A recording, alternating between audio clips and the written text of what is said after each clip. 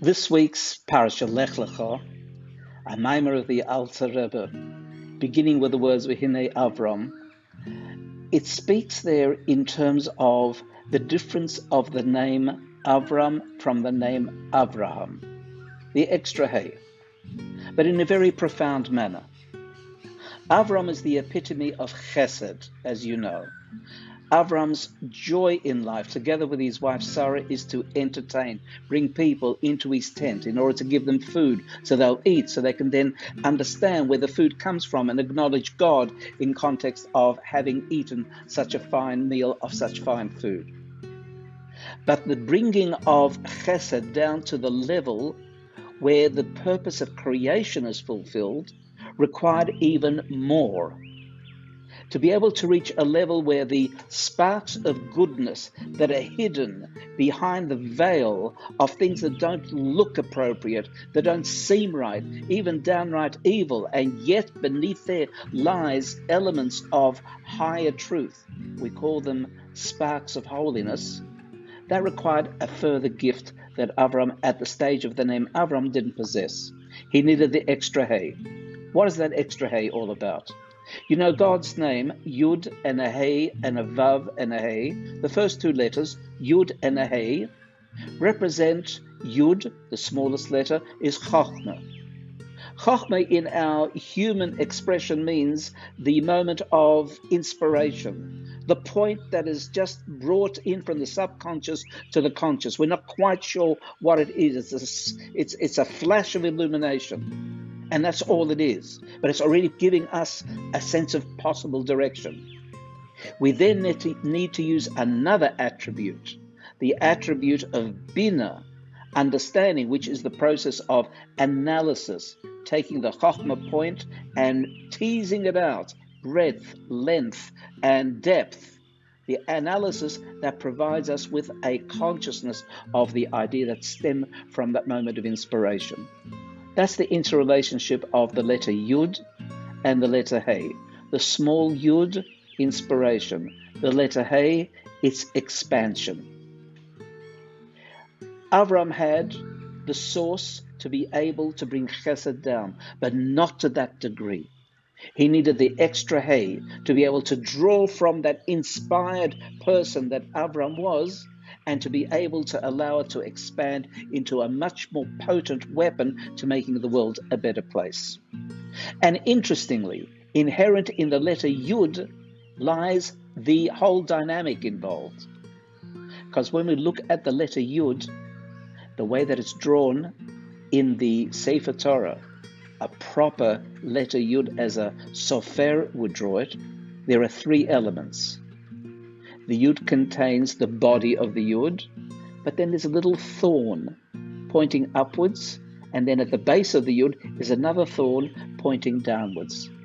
The thorn pointing upwards draws on the power to be able to expand from the point of the Yud. It flows through the body of the Yud, and then comes out at the base of the Yud to become the beginnings of the letter Hey. In other words, the thought as it was in its embryonic moment and the expansion of the thought. Yud and a Hey, Chochmah and Bina. Let's spend a few moments visualizing this within our mind in a meditative pose. So gently close your eyes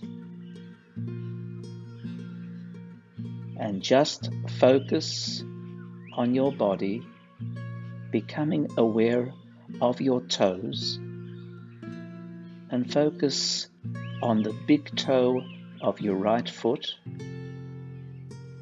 See if you can segment that toe from all the others so you're only conscious of that one toe.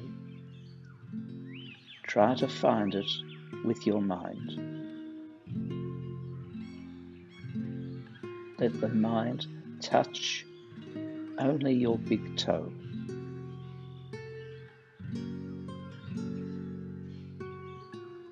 And now that we're focused, in your mind's eye, picture the letter Yud the way you find it in a Sefer Torah, its full-bodied self,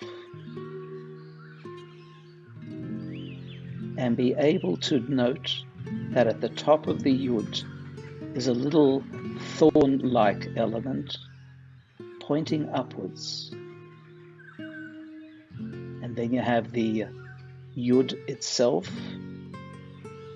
and then at the base of the Yud, another thorn-like element pointing downwards.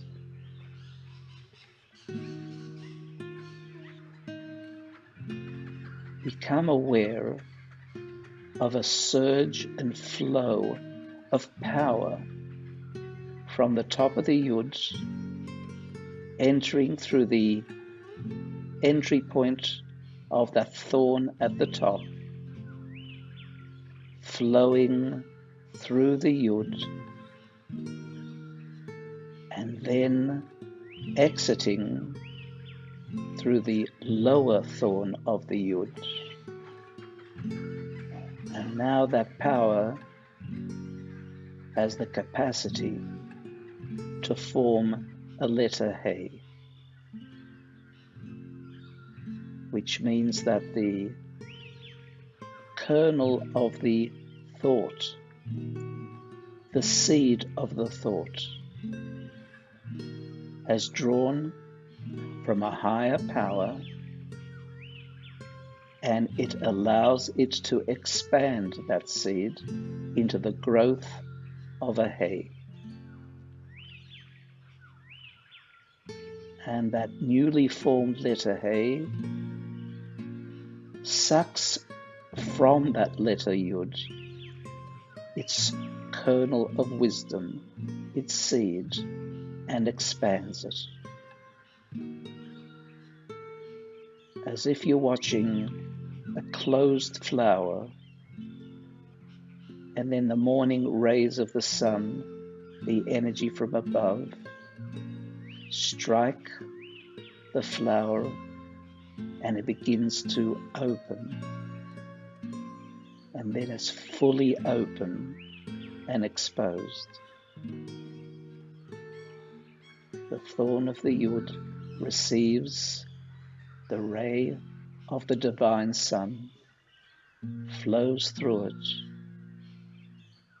flows down through the bottom thorn to shape the He, and the He becomes the open petals of the flower, taking all its nighttime potential and revealing it. That is the He that Abraham was given to carry out his task in a much more profound manner. Gently open your eyes, coming all the way back, and having understood better what Lech Lecha is all about.